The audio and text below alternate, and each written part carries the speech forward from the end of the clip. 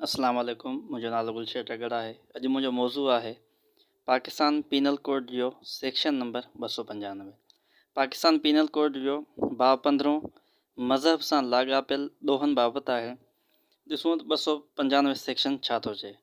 कंहिं फ़िरके जे माण्हुनि जे मज़हब जी बेइज़ती जी नीयत सां इबादत वारी जाइ खे नुक़सानु पहुचाइण या पलीत करणु। जेको बि कंहिं इबादत घर या कंहिं जाइ खे जंहिंखे माण्हुनि जो को फ़िरको पाक सम्झंदो हुजे तंहिंखे उन नीयत सां तबाह करे या नुक़सानु पहुचाए या पलीत करे त हू ईअं माण्हुनि जे कंहिं फ़िरके जे मज़हबी तौहीन करे या उन अंदेशे जी ॼाण सां माण्हुनि जो को फ़िरको उन तबाही नुक़सान या पलीताई खे पंहिंजे मज़हब जी तौहीन सम्झंदो, तंहिंखे ॿिन्ही क़िस्मनि मां कंहिं क़िस्म जी क़ैद जी सज़ा ॾिनी वेंदी, जंहिंजो अरसो 2 सालनि ताईं थी सघे थो, या ॾंड जी सज़ा या ॿई सज़ाऊं ॾिनियूं वेंदियूं। सेक्शन 295A चए थो शऊरी ऐं लुचाई वारा उहे फ़ेल जिन जो मक़सदु कंहिं फ़िरके जे मज़हबी एहसासनि संदुनि मज़हब या मज़हबी अक़ीदनि जी तौहीन कंदे बेहुरमती करणु हुजे।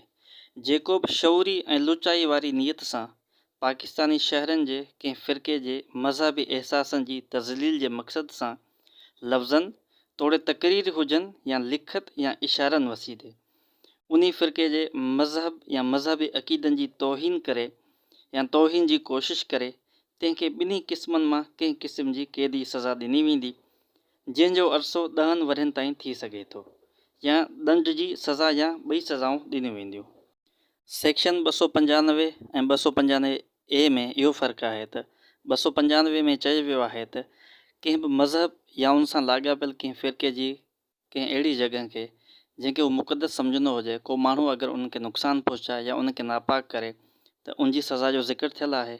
295A में वरी कंहिं मज़हब या उन सां लाॻापियल कंहिं फ़िरके जे मज़हबी अक़ीदनि ते अगरि को टोक करे, तंज़ करे या उनजी तौहीन करे, उनजी दिलि आज़ारी करे त उनजी सज़ा जो ज़िक्र थियलु आहे।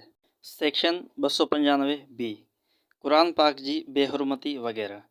जेको बि क़ुरान पाक या मंझांसि कंहिं सूरत या आयत वग़ैरह जी बेहुरमती करे, नुक़सानु पहुचाए या बेअदबी करे या उनखे कंहिं धिकार वारे अंदाज़ या कंहिं गैर क़ानूनी मक़सद लाइ वापराए तंहिंखे उमिरि क़ैद जी सज़ा ॾिनी वेंदी। सेक्शन 295C रसूल अकरम सल्लल्लाहु अलैहि वसल्लम बाबति संदन शान ख़िलाफ़ लफ़्ज़ इस्तेमालु करणु। जेको बि लफ़्ज़नि सां भली उहे वात मां चया वञनि या लिखिया वञनि या लिखियलु हुजनि या नज़र ईंदड़ नमूननि सां या कंहिं लुचाई चालाकी या इस्तलाह सां सिधी या अणसिधी तरह पैगुंबर हज़रत मुहम्मद सल्लल्लाहु अलैहि वसल्लम जे सॻोरे नाले जी बेहुरमती करे तंहिंखे मौत या उमिरि क़ैद जी सज़ा ॾिनी वेंदी ऐं हू ॾंड जो बि हक़दारु थींदो।